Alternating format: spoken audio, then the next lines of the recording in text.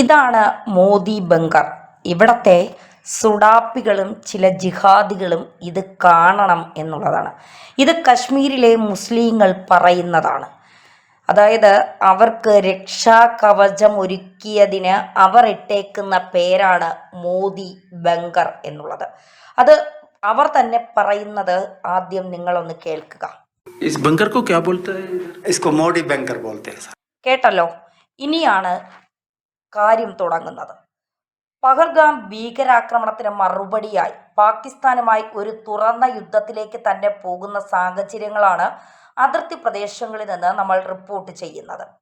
അതായത് ഏത് നിമിഷവും ഒരു യുദ്ധമുണ്ടാകാം. അതിന് എല്ലാ അതിർത്തി പ്രദേശങ്ങളിലുള്ളവരും സജ്ജരായിരിക്കണം എന്ന മുന്നറിയിപ്പാണ് ഇന്ത്യ നൽകുന്നത്. പ്രത്യേകിച്ച് കശ്മീരിൻ്റെ അതിർത്തി പ്രദേശങ്ങളിൽ താമസിക്കുന്നവർക്ക് ഇന്ത്യ അത്തരത്തിലുള്ള കർശനമായ നിർദ്ദേശം നൽകിയിട്ടുണ്ട്. നമ്മുടെ അതിർത്തി പ്രദേശങ്ങളിൽ താമസിക്കുന്ന ഗ്രാമവാസികൾക്കോ ജനങ്ങൾക്കോ ഒന്നും, കുഞ്ഞു കുട്ടികൾ ഉൾപ്പെടെയുള്ളവർക്ക് ഒരു തരത്തിലുള്ള ബുദ്ധിമുട്ടും ഉണ്ടാകരുത്.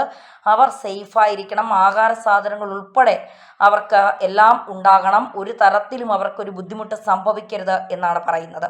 കശ്മീരിൻ്റെ അതിർത്തി ജില്ലകളിൽ പ്രദേശവാസികൾക്കായുള്ള സിവിലിയൻ ബങ്കറുകൾ യുദ്ധസമാനമായ രീതിയിൽ പ്രത്യേക തയ്യാറെടുപ്പുകൾ ആരംഭിച്ചു. ബങ്കറുകൾ വൃത്തിയാക്കുകയും അത്യാവശ്യ സാഹചര്യങ്ങൾക്കാവശ്യമായ വസ്തുക്കൾ ബങ്കറുകളിലേക്ക് എത്തിക്കുകയും ചെയ്തിട്ടുണ്ട്. അതിർത്തി പ്രദേശങ്ങളിൽ താമസിക്കുന്നവർക്ക് യുദ്ധമോ സംഘർഷമോ ഉണ്ടാകുന്ന വേളയിൽ സുരക്ഷിതമായ സ്ഥാനത്തേക്ക് മാറാനാണ് ബങ്കറുകൾ തയ്യാറാക്കിയിട്ടുള്ളത്. പ്രദേശവാസികൾക്കിടയിൽ മോദി ബങ്കറുകൾ എന്നറിയപ്പെടുന്ന ബങ്കറുകളിൽ പുതപ്പുകൾ, കിടക്കകൾ തുടങ്ങിയ അവശ്യ വസ്തുക്കൾ ശേഖരിച്ചു വെക്കുന്ന പ്രവൃത്തികളാണ് ഇപ്പോൾ നടന്നു വരുന്നത്. ഗ്രാമീണർ തന്നെയാണ് ഇതിന് മുൻകൈ എടുക്കുന്നത്. ഇതോടൊപ്പം തന്നെ ഇന്ത്യയുടെ അതിർത്തി പ്രദേശങ്ങളിൽ വിവിധ കൃഷികൾ ചെയ്തിട്ടുള്ളവരോട് എത്രയും പെട്ടെന്ന് വിളവെടുപ്പ് നടത്താൻ സർക്കാർ ആവശ്യപ്പെട്ടിട്ടുമുണ്ട്. ഒരു യുദ്ധ സാഹചര്യത്തിലേക്കാണ് ഇന്ത്യ നീങ്ങുന്നത് എന്നുള്ള മുന്നറിയിപ്പായാണ് ഇത് കണക്കാക്കപ്പെടുന്നത്. കശ്മീരിൻ്റെയും പഞ്ചാബിൻ്റെയും അതിർത്തി പ്രദേശങ്ങളിലുള്ള ഗ്രാമങ്ങളിലും ഗുരുദ്വാരകളിലും അതിർത്തി മേഖലയിലെ വിളവെടുപ്പ് എത്രയും പെട്ടെന്ന് പൂർത്തിയാക്കണമെന്ന് ജനങ്ങൾക്ക് സർക്കാർ നിർദ്ദേശം നൽകിയിട്ടുണ്ട്. രണ്ടാം നരേന്ദ്രമോദി സർക്കാരിൻ്റെ കാലത്താണ് പൂഞ്ച്, രജൌരി തുടങ്ങിയ ഉയർന്ന അപകട സാധ്യതയുള്ള പ്രദേശങ്ങളിൽ വലിയ അളവിൽ ഭൂഗർഭ ബങ്കറുകൾ നിർമ്മിച്ചത്. അതിനാൽ തന്നെ അതിർത്തി പ്രദേശങ്ങളിലെ ഗ്രാമീണർക്കിടയിൽ ഇത് മോദി ബങ്കർ എന്നാണ് അറിയപ്പെടുന്നത്. അതിർത്തി കടന്നുള്ള ഷെല്ലാക്രമണങ്ങളിൽ നിന്ന് സാധാരണക്കാരെ സംരക്ഷിക്കുന്നതിനായുള്ള ഏറ്റവും ഫലവത്തായ വഴിയാണ് ഈ ഭൂഗർഭ ബങ്കറുകൾ. 2021 ജമ്മു പ്രവിശ്യയിലെ നിയന്ത്രണ രേഖയിലും അന്താരാഷ്ട്ര അതിർത്തിയിലുമായി ഏകദേശം 8000 ഭൂഗർഭ ബങ്കറുകളാണ് മോദി സർക്കാർ നിർമ്മിച്ചിട്ടുള്ളത്.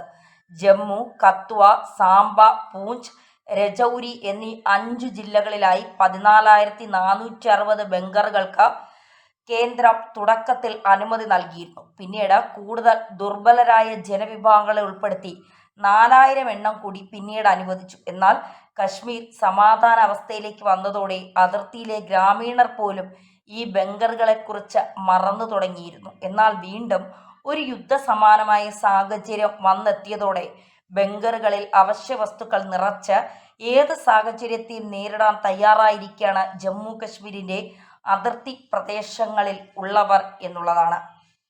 അതായത് ഇന്ത്യ പറയുന്നത് പാകിസ്ഥാനെ ആക്രമിക്കും.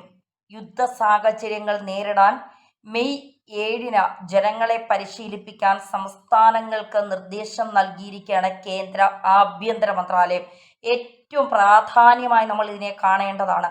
ഇന്ത്യ പാക് യുദ്ധം നടന്നാൽ പൗരന്മാർ എങ്ങനെ ജാഗ്രതയോടെ വിവിധ യുദ്ധ സാഹചര്യങ്ങളോട് പ്രതികരിക്കണം എന്നതിനെക്കുറിച്ച് സാധാരണക്കാരെ ബോധവാന്മാരാക്കണമെന്നാണ് കേന്ദ്ര ആഭ്യന്തര മന്ത്രാലയം തന്നെ പറയുന്നത് എന്നുള്ളതാണ് ഇപ്പോൾ റിപ്പോർട്ടുകളായി പുറത്തു വരുന്നത്.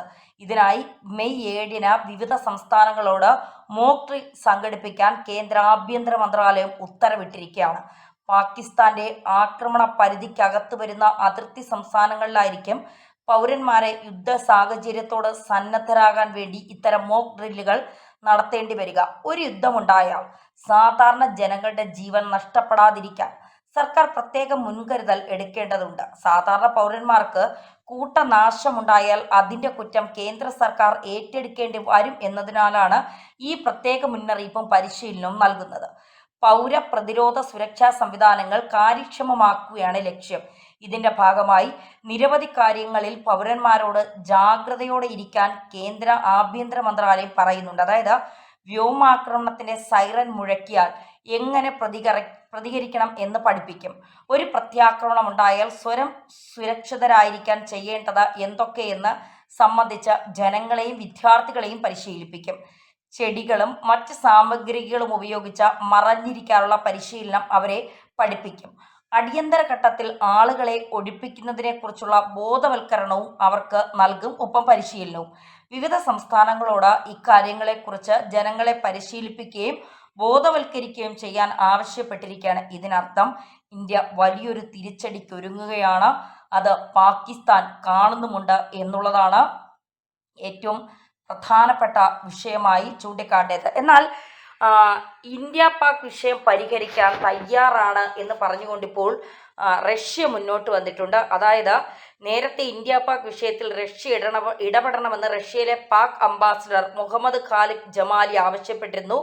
താഷ്കന്റ് കരാറിന് സമാനമായ ഇടപെടൽ ഉണ്ടാകണമെന്നാണ് പാക് അംബാസിഡർ ആവശ്യപ്പെട്ടത്. ഇന്ത്യയും റഷ്യയും തമ്മിൽ ശക്തമായ നയതന്ത്ര ബന്ധമാണുള്ളതെന്ന് നേരത്തെ പാക് അംബാസിഡർ പറഞ്ഞിരുന്നു. എന്നാൽ ഇക്കാര്യത്തിൽ ഇന്ത്യ ആരുടെയും തീരുമാനം കൈക്കൊള്ളില്ല എന്നുള്ളത്. കാരണം നമ്മുടെ 27 സഹോദരന്മാരുടെ ജീവനാണ് നഷ്ടപ്പെട്ടത്. ഒരു തെറ്റും ചെയ്യാത്ത 27 സഹോദരന്മാരുടെ ജീവൻ.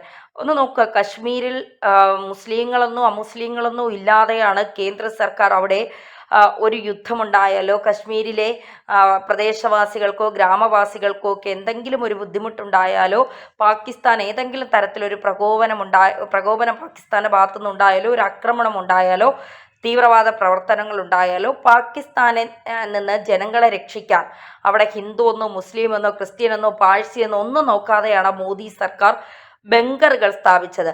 ആ ബങ്കറുകൾക്ക് അവിടുത്തെ ഗ്രാമീണർ തന്നെ പേരിട്ടത് മോദി ബങ്കർ എന്നാണ്. കാരണം അവർക്ക് ചെന്ന് യുദ്ധത്തിൽ പെടാതെ തങ്ങളുടെ ജീവൻ രക്ഷിക്കാനും അതിൻ്റെ അകത്ത് അവശ്യ സാധനങ്ങൾ നിറയ്ക്കുവാനും ഒക്കെയുള്ള തയ്യാറെടുപ്പിലാണ്. കാരണം മുൻകൂട്ടി എല്ലാ കാര്യങ്ങളും കണ്ട് അതനുസരിച്ച് കൃത്യമായി അതിനെ ചെയ്യുക, അതിൽ നിലപാടുകൾ സ്വീകരിക്കുക എന്നതാണ് കേന്ദ്ര സർക്കാരിൻ്റെ രീതി എന്ന് പറയുന്നത്. അതുതന്നെയാണ് ഈ ബങ്കറുകളുടെ കാര്യത്തിലും ഈ മോദി സർക്കാർ ചെയ്തത് എന്നുള്ളതാണ്.